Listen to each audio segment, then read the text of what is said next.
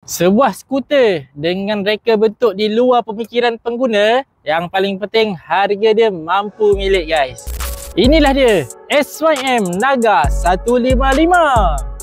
Motor ni bernadikan enjin 149cc. Kuasa dia 14.2 horsepower dan 13 Nm of torque. Suspension depan didatangkan dengan telescopic fork saiz disc 260mm. Ada dual channel ABS dan juga traction control. Saiz tayar 120/70 saiz 13 inci.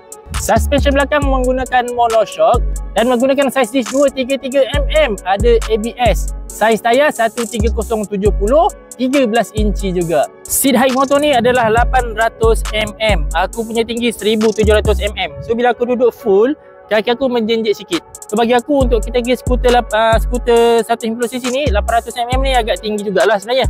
Seat dia pun lebar dekat sini tau. And then dia punya berat adalah 140kg. Bagi aku tak terlalu berat. Untuk pergi bencilok dekat dalam bandar kan sangat nimble. Kalau kita nak pergi long distance ride, high speed sikit kat atas highway pun bagi aku still okey lagi lah.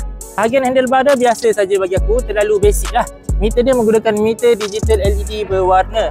Dekat sebelah sini ada smart key, ada kompartmen yang tak ada penutup, ada tempat untuk kita gantung plastik ataupun apa-apa yang perlu, dan juga tangki dia dekat sebelah sini. Dekat sebelah kiri saiz 7.3 liter.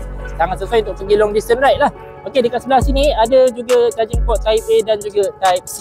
Setiap skuter mesti akan ada under seat punya kompartmen. Okey, untuk kompartmen bawah seat dia ni bagi aku agak luas.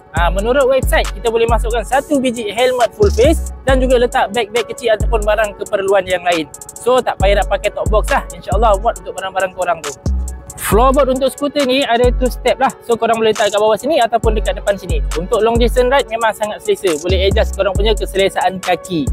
SYM Naga 155 ni menggunakan lampu LED depan dan belakang guys. Nak jalan waktu malam jangan risau. Confirm lampu dia terang.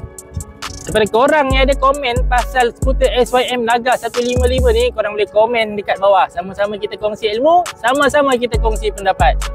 Ok guys, so kalau korang berminat dengan skuter daripada SYM Naga 155 ni, korang boleh dapatkan di Itiong Motorsport Setapak. Kontak nombor dan alamat nanti aku letak dekat bawah sini.